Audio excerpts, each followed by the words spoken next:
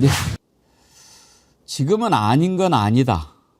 맞는 건 맞다라고 하는 용기가 어느 때보다 필요한 때죠. 그런 사람들이 조금만 더 많았어도 윤석열 같은 사람이 안 나타났을 텐데 윤석열이 말도 안 되는 위헌 위법한 비상계엄 선포했을 때 법무부에서 나는 이런 것 함께 할 수 없다. 회의장을 박차고 사표를 던지고 나오셨던 분 유혁 전 법무부 감찰관님 오셨습니다. 어서 오십시오. 예, 안녕하십니까. 네. 잘 계셨습니까? 오랜만에 뵙습니다. 예, 잘 지내고 예. 있습니다. 네. 이제 박성재 재판도 있고 그래서 한번 뵙고 싶다 하는 생각이 들었는데 지금 9일 날 박성재 재판이 있는데 그때 증인으로 채택이 되셨더라고요. 혹시 소환장 뭐 받으셨나요? 예. 저 며칠 전에 특별 송달이 돼가지고 예, 제가 직접 수령했습니다. 직접 받으셨어요? 네, 직접 수령했습니다. 예. 그러면 이제 증인으로 가서 예. 증언을 하시겠네요? 네, 그 다음 주 월요일 오전 10시에 예. 법정에 가가지고 이진관 부장 재판부에서 증언을 해야 됩니다. 야, 기대가 됩니다. 그 이중관 판사도 단호하잖아요. 예.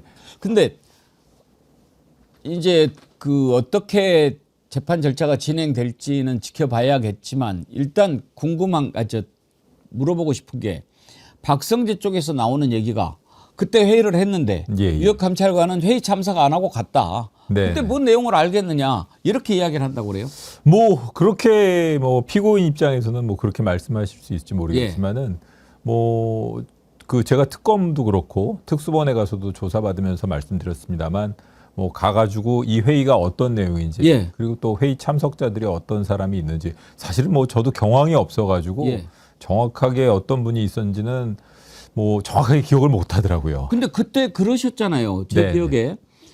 이게 계엄 관련 회의입니까? 그렇습니다. 그렇다. 그러면 나는 참석 못한다. 이렇게 하셨던 거 아니에요? 맞습니다. 그거 분명히 제가 가가지고 저는 사실 그때 여쭤보고 싶었던 게 이게 어떤 회의인지 분명히 확인을 해보고 싶었기 때문에 이게 계엄 관련 회의입니까? 이렇게 여쭤봤던 것이고 사실은 그 계엄 관련 회의라는 건 누가 모르겠습니까? 어떤 면에서는 정녕 이거 계속 회의를 하시겠다는 겁니까? 용산도 다녀오신 것 같은데 뭐 그런 취지로 물어봤는데 박성재 장관이 뭐 제가 그때도 말씀드렸지만 네 그래요 하고 이제 말씀을 하셔가지고 제가 바로 사직하겠다고 그러면은 제가 그때 왜 그랬는지는 모르겠지만 저는 이런 회의에 참석하고 싶지 않고 그리고 개헌 관련 지시나 명령이 내려와도 따를 생각이 없습니다. 그렇기 때문에 저는 여기서 더 이상 공무원 안 할 거고 사직하겠습니다. 그랬더니 아주 막 화를 심하게 내시더라고요. 그렇게 하세요. 뭐 이렇게 해가지고. 그러면 그때 법무부 회의에 참석했던 법무부 간부들은 감찰관님이 그렇게 하신 걸 다 봤을 거 아닙니까? 다 봤습니다. 그럼 거기에 참석했던 일부도 증인으로 혹시 채택이 됐습니까? 승재원 그 인권국장하고 배상업 본부장 그리고 또 뭐 피고인 측에서도 원하는 증인이긴 합니다만 신용의 교정본부장도 증인으로 채택이 됐습니다. 그러면 그 사람들이 유혁 감찰관이 이렇게 얘기했느냐라고 했을 때 못 들었다 이렇게 하는 것은 몰라도 뭐 아니다 그렇게 사실과 다르다라고 하면은 위증이 될 수 있는 거 아니겠습니까? 그렇습니다. 기억이 나지 않는다라는 얘기는 할 수 있을 것도 같은데 사실은 기억이 나지 않기는 어려울 것 같고요. 그 상황을 기억 못 한다면 그게 말이 되겠습니까? 제가 2번 들어갔으니까 한 번 처음에 들어갔을 때 그렇게 하고 나가가지고 제가 사직서를 썼습니다. 바깥에 나가서 사직서 용지를 얻어가지고 그 자리에서 사직서를 쓰고 한참을 있다가 다시 들어갔으니까요.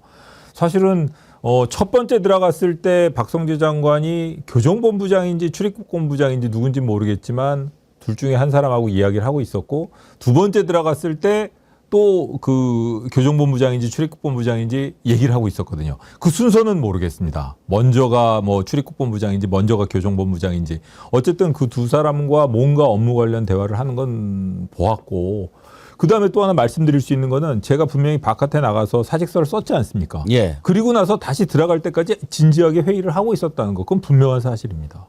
지금 생각하면 좀 아쉽기는 해요. 차라리 도대체 저자들이 뭘 논의하는가 다 들어보고 나서 나는 이제 못해 하면은 어떤 모의를 꾸몄는지 좀 알고 나왔을 것 같기도 한데. 근데 뭐 그때 상황에서 사실은 저는 뭐 그래도 어찌되었던 그 법무부 간부였던 사람으로서 그 자리에서 뭐 그런 걸 다 엿듣고 치사하게 뭐 얘기하는 거는 저한테 맞지 저 아예 그냥 손절하고 싶다는 생각이 들었고요. 잘하셨는데요.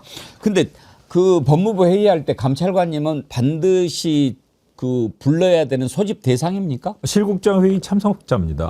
아니 왜냐하면 윤석열이 비상계엄할 때 국무위원들 부를 때도 좀 골라서 부른 티가 나지 않습니까? 네네. 예전 이런 사람 부르면 골치 아파 빼 이랬을 거고 노상원이도 방첩사에 뭐 이렇게 할 때 전라도 출신은 빼 이랬을 건데 박성재도 유역 감찰관님 평소 겪어봤으니까 야 유역이 뭐 어리 아파 거기는 부르지 마 이랬을 것도 그건 아닙니다. 그건 아닙니다. 그래요? 그 사실 그날 이전까지는 박성재 장관이 사실은 뭐 버럭버럭 화를 잘 낸다 그래가지고 박성재 장관 그 연수원 동기이신 제가 모셨던 그 분께서는 야 요즘에 그 성재는 화 안 내냐 뭐 이런 얘기도 묻고 그러셨는데 저한테는 안 그러셨습니다. 근데 어떻게 보면은 그날이 유일하게 어떻게 보면은 저하고 아주 그냥 그날 이후로는 이번에 가서 법정에서 대면하면 1년 4개월 만에 대면하는 게 되는 거죠. 박성재도 버럭입니까? 그게 예전에 장관 되시기 전하고 서울고검장 퇴임까지 한 7년 정도, 8년 정도 시간적인 그 갭이 있거든요. 예.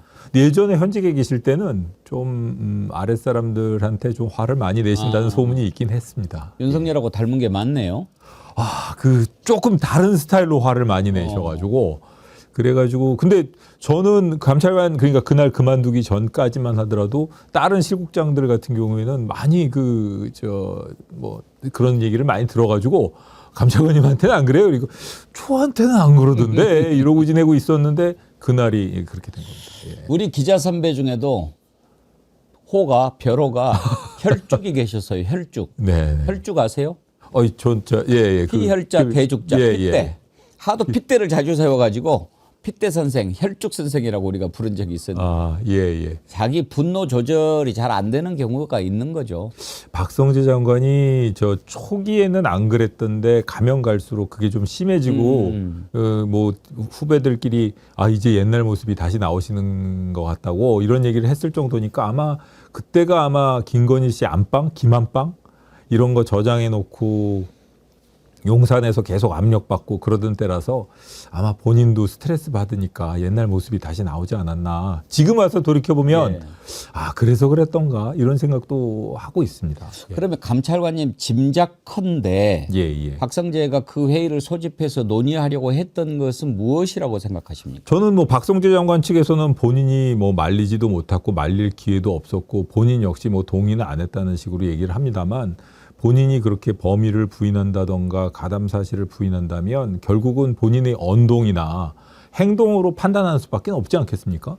근데 저는 솔직히 모셨던 분이지만 이런 말씀 드릴 수밖에 없는 것이 그 박성재 장관의 그 계엄 이후의 언동을 보면 단 하나도 그런 식의 본인이 주장하는 것과 같은 계엄의 부정적인 생각을 가지고 있었다는 것과 일치하는 언행이 하나도 없습니다. 택도 없죠.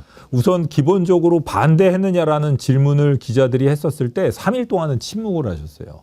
그리고 나서 그 이후에 그 법무부에 있는 간부들이나 이런 사람들이 일부 과장들 같은 경우에 그런 친위 쿠데타 이런 식의 계엄은 친위 쿠데타고 이건 위헌 위법하다라는 얘기했을 때 너 당장 이 자리에서 나가 이런 그 화를 내시기도 했고 그다음에 법사위에 나가서 그다음에 이렇게 얘기했던 것도 보면 내란이라고 몰이하시는 거는 지금 너무 성급한 판단인 것 같다. 의원들의 질문에 그렇게 답하기도 했습니다. 그리고 또 어떤 면에서는 안가회동에 참석도 하셨고 휴대전화도 없애셨고 그다음에 그 이후에 여러 가지 하나하나 상황들 그런 것들을 종합해 보면 그리고 박성재 장관이 계엄에 대해서 회의적인 시각이나 부정적인 시각을 갖고 있다라는 이야기를 했다던가 그런 행동을 하는 것을 본 후배들이 한 명도 없어요.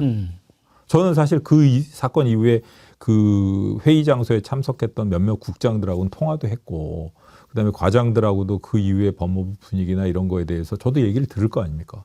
그랬는데 전혀 그런 게 없었고 오히려 탄핵 심판 이후에 업무에 복귀한 이후부터는 어떻게 보면은 그런 상태 그러니까 윤석열 씨가 대통령인 상태가 계속 유지될 수 있도록 뭔가 인사도 그런 식으로 하고 하지 않았습니까? 그런 걸 놓고 보면 제가 보기에 본인이 본인도 계엄에 동조하지 않았다라는 주장은 본인의 그냥 사후적 변명이 지나지 않나. 저는 이런 생각을 합니다만 증인으로서는 이거는 뭐 판단의 영역이기 그렇죠. 때문에 가가지고 제가 경험한 것밖에 뭐 말씀드릴 수밖에 없는 거겠죠. 예. 제가 정말 궁금한 게 하나 있는데 이건 좀 솔직하게 말씀을 해주시면 좋겠는데요.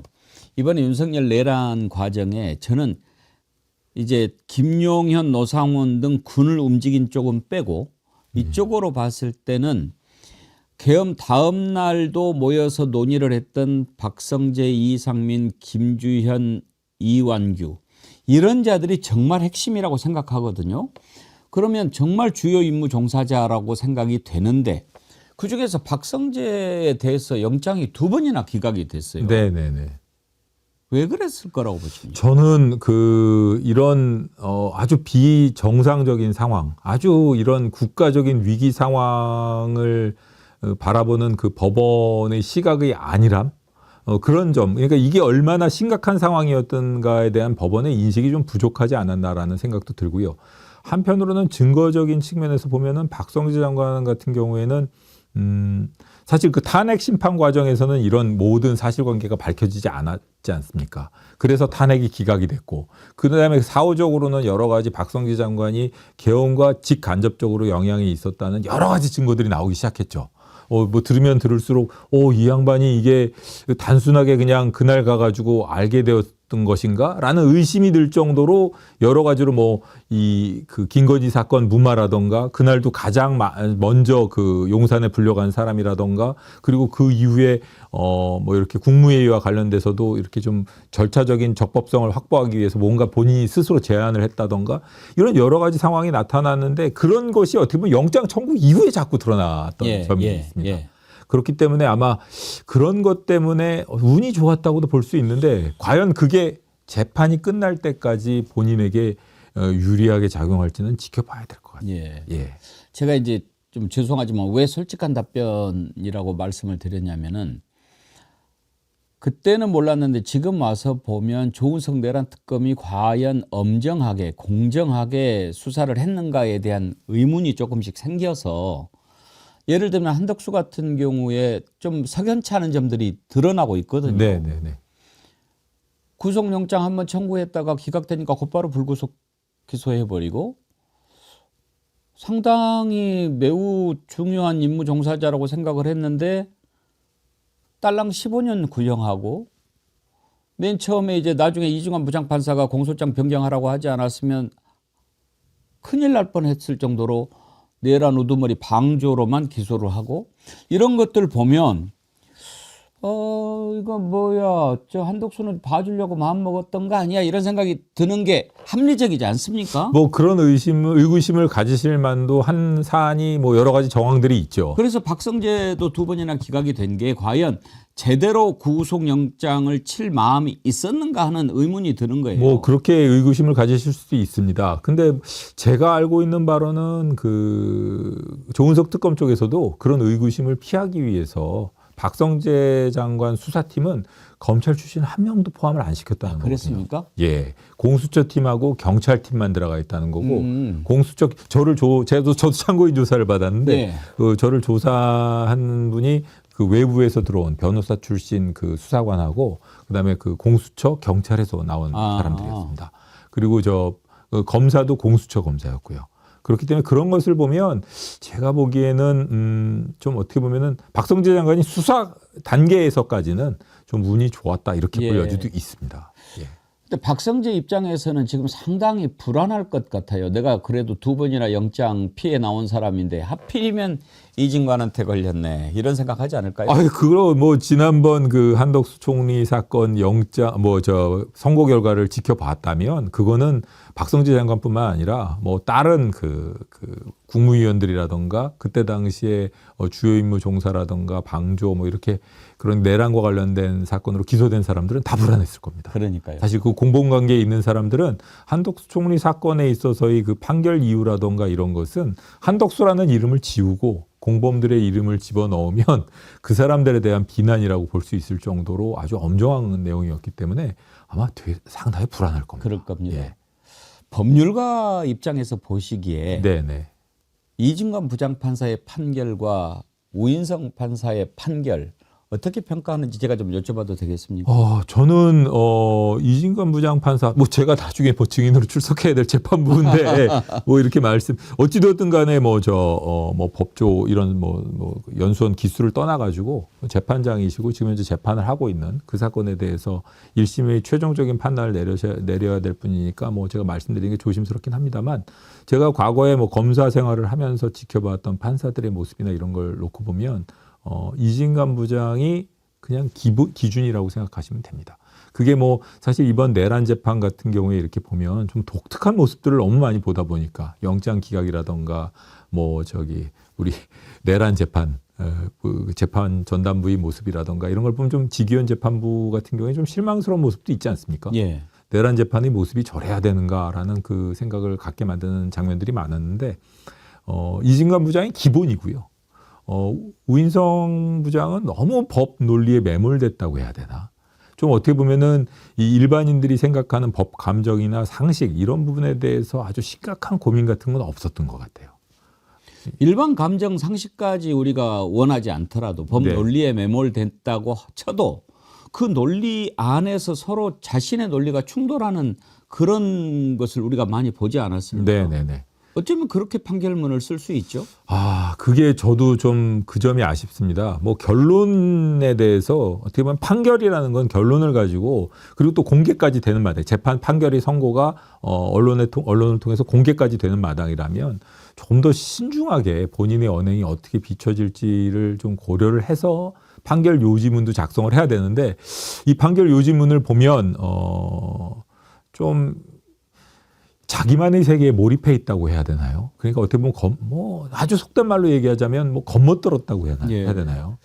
겉멋을 떠나서 이건 노골적으로 봐주자 하는 판결이 아니겠습니까? 그렇게 말씀하실 수 있습니다. 예. 결론을 권력을 잃은 자인 그 김건희를 유리하게 봐주기로 작정을 하고 거기에 논리를 맞춰 나가면 그런 판결 이유가 나올 수 있습니다. 그렇죠. 네. 예. 그렇지 않고는 해석이 안 되는 겁니다. 제가 보기에도 약간 좀 논리 비약이라던가 혹은 지나치게 일반적인 통념이라던가 상식에 어긋나는 이런 논리 구조 이런 걸 갖고 있어가지고 아마 상급심에서 모르긴 몰라도 분명히 많은 부분이 깨지지 뭐 이렇게 그런 논리 구성이 깨지지 않을까 싶습니다. 그렇죠.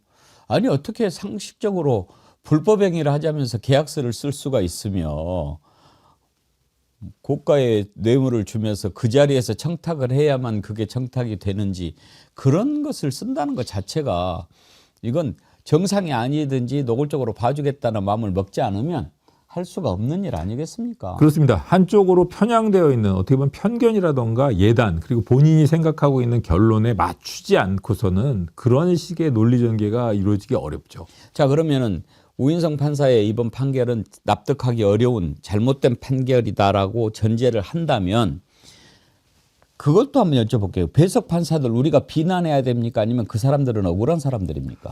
배석 판사들 1심 배석 판사들의 경우에는 뭐 1심 구조 같은 경우에는 고등의 경우에는 대등 재판부도 있고 그렇습니다만 1심의 경우에는 이 재판장이 워낙 그 법조 경력이 압도적인 우위에 있는 경우가 많아가지고 그 재판장의 의견에 좀 따라가지 않을 수 없습니다. 사실은. 그렇기 때문에 이 대등한 세 명의 합의에 의해서 이루어지는 재판부라고 보기 어렵기 때문에 결국 그 재판의 모든 책임은 어떤 면에서는 그 합의부 부장인 그 우인성 판사한테 돌리는 것이 맞지 않나 싶습니다. 그러면 배석의 의미가 어디에 있습니까? 배석의 경우에는 사실은 이런 합의부 재판의 경우에는 어떻게 보면 수련 과정이라고 해야 될까? 판결문을 써주고 본인의 의견을 좀 더 다른 그 주심이 아닌 이런 그 다른 판사에 비해서는 좀 더 강하게 얘기할 수 있는 정도? 증거 관련해서 의견을 제시하는 정도지 재판장이 사실은 재판의 진행을 주도하거든요. 저는 이 뭐 판결 이후에는 나오지 않았지만 어떤 면에서는 처음부터 이 재판장이 약간 좀 그 김건희 씨에 대해서는 우호적인 생각을 가지고 있었다는 생각이 드는 게 김건희 씨가 아무리 얼굴이라던가 이런 게 많이 알려진 사람이라고는 하지만 최소한 그 인정신문 과정에서는 이 단 한 번이라도 마스크를 벗는 모습이라도 좀 보여줬었으면 하는 예, 아쉬움이 그러니까요. 있거든요. 이 김건희 씨가 뭐 본인이 그렇게 계속해서 얼굴을 노출시키는 건 본인에 대한 뭐 명예 감정이 손상된다고 뭐 이렇게 본인이 반대한다 하더라도 사실은 재판정에서 단 한 번도 한 번이라도 얼굴을 내보내 비추지 않고 처음부터 끝까지 재판을 받은 사람은 아마 대한민국 역사상 처음이죠. 김건희 씨밖에 없는 것 같습니다. 코로나 때도 예. 인정신문 할 때는 한번 벗어봐 이러지 않았을까 싶은데. 그래야 하지 않을까 싶습니다. 사실 이름을 몰라서 이 사람이 예. 무슨 일을 하는지를 몰라서 이름을 묻고 주소를 묻고 직업을 묻고 그다음에 얼굴을 보자는 게 아니거든요. 그렇죠. 그거는 하나의 어떻게 보면 정해진 절차입니다. 그리고 모든 사람들이 승복해야 되는 거고. 근데 본인 스스로도 판결 선고하면서 그러지 않았습니까? 뭐 지위가 높던 낮던 권력을 잃었던 뭐 아니면 권력이 있던 모두가 공평하게 대우를 받아야 된다라고 본인 스스로도 그렇게 어려운 한자 성어들을 뭐 예를 들어가면서 설명을 해놓고 김건희 씨에게는 그런 혜택을 베풀었거든요. 이거는 그 자체 그 부분에 있어서도 사실은 모순되는 겁니다. 맞습니다. 네. 코로나 때도요. 출입국 할 때 그때는 벗어봐 이러거든요. 그냥 확인을 해야 되니까. 맞습니다. 예, 그것도 맞습니다. 할 때는 해야 되는 거죠. 뭐 밥 먹을 때도 그럼 마스크 쓰고 뭐 하나요? 근데 배석 판사 같은 경우에 이렇게 만약에 잘못된 형태로 움직인다면 그거는 좀 제도를 고민을 해봐야 되는 거 아닐까요? 합의부 제도에 대해서는 아마 법원에서도 고민이 많은 것으로 알고 있고요. 뭐 단순히 수련하려고 거기다 앉혀놓는다. 어찌됐든 그 사람들도 앞으로 이 나라 사법부를 이끌어갈 사람들인데 그냥 뭐 저희야 뭐 시킨 대로 한 저희밖에 더 있습니까? 이렇게 한다면 지금요 거기가 제일 늦는 것 같아요. 그런 식으로 일종의 도제식으로 운영되는 조직들은 그런 식의 확실한 유계 질서가 잡혀 있는 조직이 많죠. 네. 의사들도 그렇고 군인도 그렇고. 근데 군인은 이번에 보면은 그렇게 불법한 명령을 내려도 헬기 안 띄우고 한강다리 안 건너고 그런 군인들이 나오지 않습니까? 예, 예. 검찰도 아무리 검사 동일체라고 한다 하더라도 지금은 그 정도까지 아닌 경우가 많고 언론도 이제는 완전히 달라졌고. 근데 판사들 아직도 그런다. 그 말콤 글래드웰이 쓴 책 아웃라이어를 보면 괌에서 우리 여객기가 추락해서 네네네. 사고 났잖아요. 네네. 그 이유를 분석을 한 거 보면 이게 잘못하고 있는 것을 알면서도 부기장이 기장한테 말을 못하는 거예요. 기장한테 말했다가는 이렇게 되니까. 잘못하고 있는데 이야기를 해야지 배석 판사가 그런 식으로 있어가지고 되겠습니까? 그렇습니다. 그게 뭐 사실 우리 사회의 그 권위주의적인 의사결정 구조가 그런 사고를 일으키는데 그리고 뭐 그 말씀하신 것처럼 부기장 뭐 기장과의 관계에 있어서 기장이 그 운항을 할 때 사고 확률이 더 높아진다는 저도 그거 봤는데 그런 그 지적을 한번 좀 의미심장하게 받아들여야 되지 않을까 이런 생각이 듭니다. 사실은 이 윗사람이 경험이 많아가지고 뭐 실수를 뭐 이렇게 실수의 가능성이라든가 다양한 뭐 체크 포인트를 알려줄 수는 있겠지만 어떻게 보면은 최신 판례라든가 이론 혹은 뭐 최근에 그 법 감정이라든가 이런 거는 배석들이 더 잘할 수도 있거든요. 근데 이 우인성 부장 같은 경우에는 이번에 그 판결하면서 이 여러 가지 이유라든가 한자 성어 라틴어 이런 거 이야기하는 거 보면 아셨겠지만은 제가 보기에는 배석들에게 그런 여지를 주었을까 그런 성격일까 이런 생각도 드네요. 예. 박성재 관련해서 한 가지만 더 여쭤보겠습니다. 지금 박성재 혐의가 세 가지 아닙니까? 내란 주요 종사, 직권남용 권리행사 방해, 청탁금지법 위반인데 지금 감찰관님은 내란 주요 임무 종사 관련 증인입니까? 아니면 뭐 제가 보기에는 이 뭐 공소 사실이나 이런 걸 보면 결국 제가 내란 주요 임무 종사 관련이 아닐까 싶습니다. 예.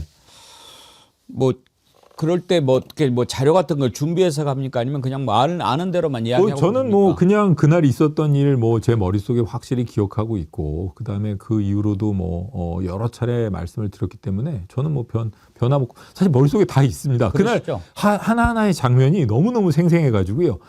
다만 이 출입국본부장하고 교정본부장 처음에 들어갔을 때 교정본부장하고 얘기를 하고 있었는지 출입국본부장하고 얘기하고 있었는지 요건 기억이 안 나고 두 번 들어갔을 때 한 번은 출입국본부장 한 번은 교정본부장과 뭔가 업무 관련 심각한 대화를 하고 있었던 거 그건 분명히 기억하고 있습니다. 예. 그런데 이제 저희가 지금 약간 걱정하는 것은 대한민국 모든 국민들이 다 상식적인 수준에서 이번 내란이 어떤 것인지 이제 다 알게 되고 정리가 되고 있는 상황인데 네. 이중관 부장판사 같은 재판관이 있는가 하면 우인성 같은 사람도 있다는 걸 이제 봐버렸거든요. 네. 아, 이렇게 재판할 수도 있다니. 그렇다면 직위원은 어떻게 할까? 이게 상당히 궁금합니다. 혹시 전망을 좀 하실 수 있을까요? 2월 19일이요. 예. 사실은 이번 우인성 뭐 어떻게 또 볼 수 있겠습니다만 이번 우인성 부장의 그 재판부의 판결 때문에 지기현 부장은 어떻게 보면은 본인은 함부로 판단을 안 해야겠다라는 각오를 다지는 계기가 될 수도 있고 또 지난번에 그 구속 취소 결정 같은 것을 보면 정말 이거는 모든 법조인들이 이건 아니다라는 얘기를 할 정도로 독특한 결정이었거든요. 그런 걸 보면 한편으로는 뭐 그런 그 좀 독특함, 성격의 독특함을 놓고 보면 나만 이런 게 아니었구나 뭐 하고 힘을 얻을 수도 있고 이렇기 때문에 사실 그 우인성 재판부의 판결을 보고 나서는 저도 그 이전까지는 뭐 지기현 부장 재판부에서 뭐 이게 뭐 이상한 판단을 하겠어? 상식에 어긋나는 이런 생각을 했었는데 조금이나마 걱정의 그 수준이 좀 높아진 거는 분명합니다. 걱정이 더 되시는 상황입니다. 예, 조금 늘어났습니다. 하지만 뭐 제 생각에는 뭐 전반적으로 보아서 설마 상식에 어긋나는 말도 안 되는 판단을 할까? 지금 법정에서 밝혀진 여러 가지 사실관계를 뒤집을 수 있는 판단을 할 수 있을까? 이런 생각이 들지만 한편으로는 또 이렇게 국가를 한번 뒤집을 수 있는 그런 황당무계한 판결을 내놓을 수도 있지 않을까라는 생각 때문에 좀 불안해지는 생각은 있습니다. 예. 감찰관님 그 말씀 들으니까 정말 걱정이 되는데. 아니 저도 그게 이 양반이 그러진 않을 텐데라는 생각을 하면서도 예. 워낙 법정에서 보여준 모습이 일반적인 법조인의 모습하고는 좀 많이 차이가 나다 보니까 그러면 난리 날걸요? 제 생각도 그렇습니다. 그러면은 아마 그에 대한 그 사법부의 그 후폭풍이라는 게 사법부가 감당할 수 있는 수준을 넘어설 것 같은데 그런 걸 생각하는 사람이 아니지 않은가라는 생각이 들 때도 있고요. 좀 걱정스러울 때도 있습니다. 예. 일각에서 뭐 우인성이 조이대 인척이다 뭐 이런 얘기가 막 한때 나돌았는데 그건 사실이 아니죠? 저는 뭐 그런 인척이라는 이유로 해가지고 그런 판결을 했다면 그리고 뭐 그런 정치적인 성향을 판결에 반영한 것이라면 본인이 더더욱 비난받아 마땅할 사람이고 저는 아니라고 믿고 싶습니다. 예. 네. 이제 그 뒤로 내란 과정을 쭉 지켜보면서 아마 감찰관님은 다른 사람들보다 더 그때 현장에 있다가 나오셨기 때문에 관심 있게 지켜보셨을 것 같은데 제일로 이제 황당한 게 부정선거니 뭐니 뭐 이렇게 얘기하는 부분에다가 계몽령이다, 뭐 경고용이다 이런 얘기들 하는데 지금 그런 거는 어떻게 다 무너졌다고 생각하십니까? 아니면 아직도 살아있는 불씨라고 생각하십니까? 저는 사실은 법률적인 부분에 있어서는 대다수의 법조인들이 계몽령이라던가 이런 말은 일부 지금 김용현이나 윤석열 피고인 변호인들을 제외하고는 통용될 수 없는 것이라고 생각하고 분명히 그거는 받아들여지지 않을 거라고 확신합니다. 다만 중요한 것은 그런 재판 결과와 무관하게 윤석열 그다음에 김용현 이런 사람들은 앞으로도 계속 그런 주장을 할 거라는 거죠. 본인들이 아마 목숨 다하는 날까지 그런 주장을 할 것이 분명하기 때문에 저는 그런 점을 걱정하고 있습니다. 사실은 뭐 내란이라던가 이런 그 계엄이라던가 이런 거는 그날 하루에 바로 진압이 됐다고도 볼 수 있는 거 아니겠습니까? 근데 그 여파라는 거 그리고 이 사람들이 결국은 권력을 유지하고 본인들의 안위를 보장하기 위해서 갖은 변명을 다 만들어내고 그걸 단순하게 그냥 법정에서의 변명으로 그치는 것이 아니라 그걸 자신들을 지지하는 사람들을 선동하는데 선동 이론 논리로 내세우고 있지 않습니까? 근데 그 선동 논리에 정말 세상에 다양한 사람들이 있다 보니까 그런 선동 논리에 휘둘리는 사람들이 나오고 있단 말이에요. 그리고 그 사람들이 어떻게 보면은 이 현 정권에 대해서 동의하지 않는 것과 그런 선동 논리에 동조하는 것을 막 혼동해가지고 그게 막 혼재된 상황에서 막 계속적으로 반대 논리, 그 다음에 계속 윤석열 씨에게 그 동정론을 보내니까 사회가 갈수록 혼란의 불씨가 남아있는 거죠. 저는 어떤 식으로든, 그렇기 때문에 이진관 부장처럼 단호하게 이건 아니다라고 선언을 해줄 수 있어야 되는데 우인성 부장과 같이 이렇게 좀 독특한 견해로 잠시 자꾸 불씨에다가 어떻게 보면은 이렇게 먹을 감을 던져주는 거거든요. 이 죽어가던 불씨에 이렇게 기름을 껴얹고 그런 행동이 좀 법조에서도 좀 심각하게 생각을 하고 하나의 통일된 결론, 하나의 기조가 확실히 드러날 수 있도록 해주셔야 될 것 같습니다. 사실 법률가라는 거는 그리고 또 이 사법제도라는 거는 그런 사회적 혼란을 폭력이라던가 이런 그릇된 방법이 아니고 합리적으로 해결할 수 있는 하나의 방향을 제시해야 되는데 지금은 보면은 지난번 지기현 부장 구속 취소 결정이라던가 우인성 부장의 이번 그 말도 안 되는 좀 합리적으로 받아들이기 어려운 그런 그 상당수의 무죄와 그 뭐 너무 낮은 형량의 선고 이런 거는 국민들을 불안하게 만드는 거죠. 네. 근데 합리적인 상식을 가진 자라면 지난번에 조갑재 씨도 그런 이야기를 했는데 지금 윤석열이가 보여야 할 행동은 부정선거라든지 이런 거 내가 잠깐 뭐 잘못된 판단으로 그르쳤다, 후회한다 이러면서 이제 자신의 잘못을 뉘우치고 뭐 내가 정말 뭐 다시라도 조금 뭐 할 기회를 달라 이렇게 나와야 조금이라도 형량에 뭐 좀 참작을 하고 그럴 건데 저렇게 말도 안 되는 주장을 지금도 계속 하는 이유는 뭘까? 그것도 참 궁금해요. 뭐 여러 가지 이유가 있는 것 같습니다. 예, 우선은 뭐 그렇게 반성하는 모습을 보여도 워낙 지은 죄가 중요해가지고 예.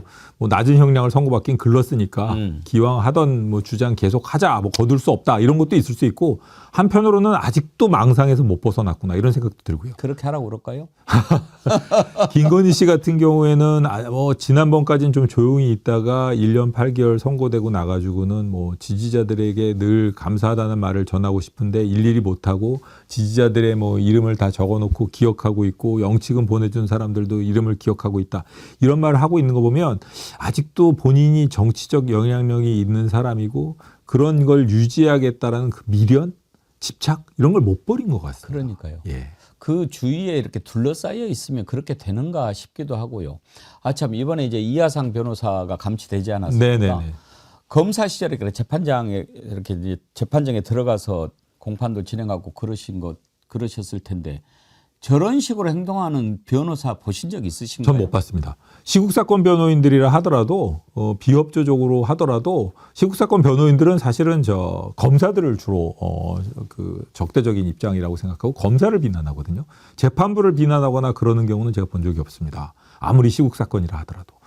그리고 저는 뭐 그 모 공안부 선배 대신에 법정에 들어가 가지고 제가 한 사건도 아닌데 한 4시간 정도를 그 변호인들께서 이렇게 막 뭐라 하시는 거를 제가 뭐 혼자 감내, 이래서 선배가 나보고 대신 들어가고 했구나, 이런 생각을 할 정도로 고생한 적이 있는데 검사는 공격하지만 재판부는 공격하지 않거든요. 근데 이거는 어차피, 그러니까 그 재판부를 공격하는 거는 어떻게 보면 사법제도 전반을 뭐 그 믿지 않고 이걸 뭐 따르지 않겠다라는 의사표현이나 다름이 없습니다. 그 자체가 어떻게 보면은 반헌법적이고 반법치주의적인 행동이거든요. 감치는 당연합니다. 그자들은 왜 그렇게 했을까요? 제 생각에는 뭐 어쨌든 본인들이 그런 행동이 감치 결과를 불러오리라는 거는 본인들도 알았을 거고요. 어떤 면에서는 그 지지자들에 대해서 그 본인들이 의견이 가지고 있는 그 단호함 이런 모습을 보여주고 지지자들을 선동하려는 목적 이외에는 저로서는 도저히 설명이 안 됩니다. 예, 설명을 할 수가 없습니다. 예. 한두 가지만 더 여쭤보겠습니다. 이제 내란 재판이 쭉 이렇게 가는데 언제쯤이나 이거를 법을 통해서 다 단죄를 할 수 있을까 좀 걱정이 되거든요. 이제 내란 전담 재판부가 생긴다고 해도 지금 뭐 우인성 판사 같은 경우는 뭐 가을에나 선고할 것 같고 막 윤석열 재판을 뭐 이렇게 지금 질질 끄는데 그냥 이렇게 둬도 될까요? 지금 지난번 그 내란 전담 재판부법에 의하면은 뭐 항소심도 6개월 만에 할 수 있도록 되어 있죠. 예. 근데 이제 문제는 뭔가 하면은 윤석열 씨나 김건희 씨 같은 경우에 추가 기소될 사건들이 계속 있지 않습니까?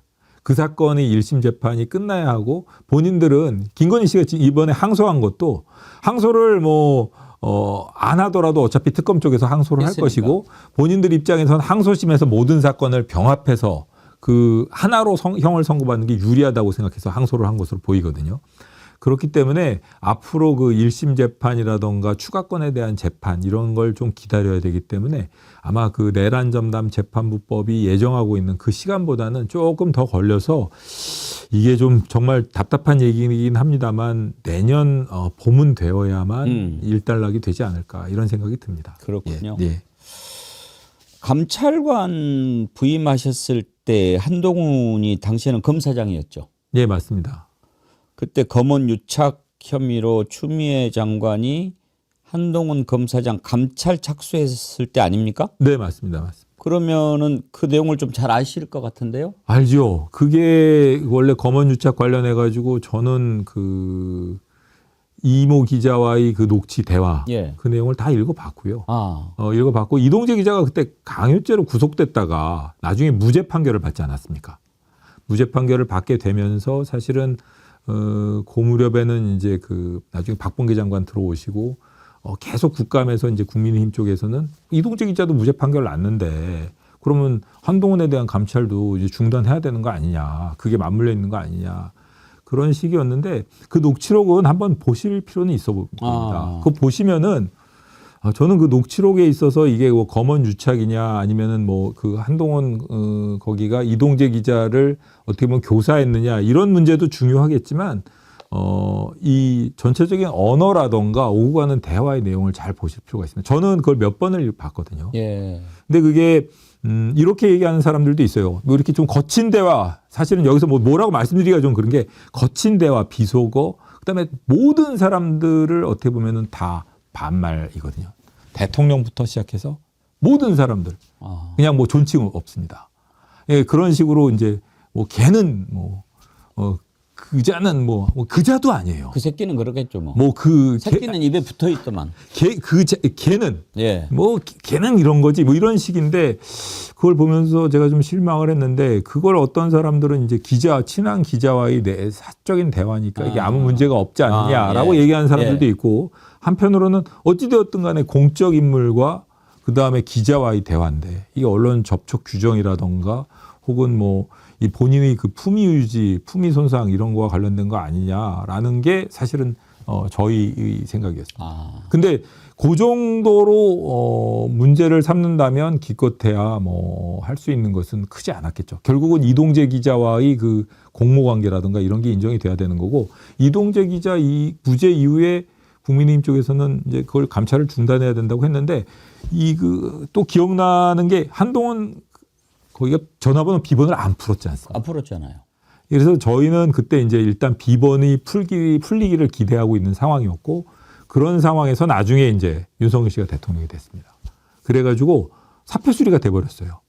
검찰국에서 사표 수리를 했죠. 예. 저희는 징계권이 있고 종결이 안 됐다라는 그 회신만 했을 뿐이고 못하게 돼 있잖아요. 회신만 했습니다. 네. 저희가 근데 이제 사표 수리가 됐고 그게 이제 명예퇴직은 안 되는 거고요. 그런 징계권이 있으면 의원 면직은 됩니다. 예. 예외적으로.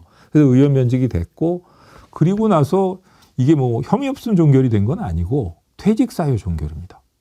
사실은 그 무렵에 저는 감찰관 하면서 제일 힘들었던 것 중에 하나가 서로 간에 이제 서로 상대편을 공격하면서 이 징계권을 얽어놓은 것이 그 이후로도 계속 이어졌거든요. 여러 사람에 대해서. 근데 결국 나중에 그 징계권의 대부분은 무혐의 종결된 건 없고 전부 사표 수리돼 가지고 공무원의 신분을 잃으면 징계는 더 이상 안 되고 수사만 받을 뿐이죠. 그렇게 종결된 것이 대부분입니다. 그런 것들은. 근데 검찰 내부에서 윤석열하고 한동훈 관계를 어떻게 봅니까? 왜냐하면 요즘에 한동훈이 그런 얘기를 하고 다니거든요.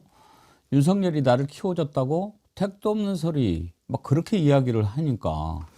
근데 뭐 수사팀 관계라던가 뭐 본인들이 관계라던가 이런 걸 놓고 보면 뭐 제가 보기에는 끈끈한 관계였던 건 비슷한 것 같고. 아니, 윤석열이 한동훈 검사장도 아닌데 법무부 장관 시키면 키워준 거 아닙니까? 뭐 후계자로 생각했을 가능성이 높아 보입니다. 근데 왜 키워준 거 아니다. 내가 혼자 컸다 그럴까요? 결국 그 윤석열 씨와의 관계를 부정하는 수밖에 없는 상황이 되었기 때문에 본인이 그렇게 답하는 것이 아닌가라는 생각이 들고요. 사실 이 검찰 뭐 선후배들 쭉 얘기를 해보면 뭐 하는 얘기들은 있습니다. 이 수사 방식이라던가 혹은 그 아까 녹취록에서 말씀드렸던 그 녹취록의 내용을 뭐 일일이 말씀드릴 수는 없지만 제가 생각하기엔 그렇습니다. 제가 초임이 97년이거든요. 예. 한동훈 씨 같은 경우에는 한동훈 그 장관의 경우에는 2002년 초임일 겁니다. 이 97년과 2002년만 놓고 보더라도 그 완전히 분위기가 달랐어요. 그러니까 97년도 제가 처음에 초임이 됐을 때만 하더라도 특별 수사라는 거는 그러니까 직접 수사라는 건 아주 제한된 범위 내에서 제한된 부서에서만 할 수 있는 것이었고 다른 데에서는 어떻게 보면은 이 송치 사건의 적정 처리가 목표였다고 보면 됩니다. 그러니까 경찰 수사에서 놓친 부분, 잘못된 부분을 보완해서 적정하게 형사사법권의 행사를 어떻게 보면 법원이 최종적으로 결정하라니까 그게 그 형사사법과 관련된 법원의 권한이 제대로 유지될 수 있도록 최선을 다하는 것. 그게 검사의 역할이라고 생각을 했는데 나중에 그 윤석열 씨가 탄핵되기 전, 그다음에 대통령 계엄하기 전까지의 상황을 보면 어떻게 보면 직접 수사가 검찰 수사의 본류가 돼버리고 예. 그런 그 과도한 수사 그리고 또 이 녹취록에 나온 걸 보면 세상의 모든 그 이 분쟁이라던가 이런 거를 최종적으로 결정하는 게 검사라는 식으로 얘기를 하고 있다고요. 그런 분위기를 가진 사람들이 이제 주류를 차지하게 됐던 거니까 그게 결국은 검찰 해체까지 이어지게 되지 않았나 그런 그렇죠. 생각이 듭니다. 예, 예. 아이고 오늘 아주 또 언제나 확실한 말씀 해주셔서 감사드립니다. 아닙니다. 저희가 내란 청산 프로젝트로 영웅 본색이라는 프로그램을 진행을 하고 있거든요. 말씀을 듣다 보니까 유역 감찰관님이 계셨구나 하는 생각이 들었습니다. 그 재판 잘 받으시고 언제 또 영웅 본색 프로그램 한번 예, 나와주시면 좋겠습니다. 예, 예. 우리 애청자 쑥이님께서 슈퍼챗 보내주시면서 류형 감찰관님 용기에 응원을 보냅니다. 기억에 남는 분 유형님 그렇게 성원 보내주셨습니다. 예, 감사합니다. 예, 감사합니다. 빛고울 광주님 순간의 선택이 평생을 좌우한다. 네. 정말 그때 그런 용기 참 쉽지 않죠. 예, 오늘 말씀 감사합니다. 예, 감사합니다. 예, 감사합니다. 또 뵙겠습니다. 네, 네, 감사합니다. 예. 류혁 전 법무부 감찰관님 만나봤습니다. 정말 용기 있는 분이죠. 저런 용기는요, 평소에 내가 어떤 생각을 가지고 있지 않으면 할 수가 없는 거거든요. 뭐 계산해서 어떻게 저런 게 나오겠습니까? 우리도 평소에 좀 자기 자신 잘 가꾸도록 그렇게 하십시다.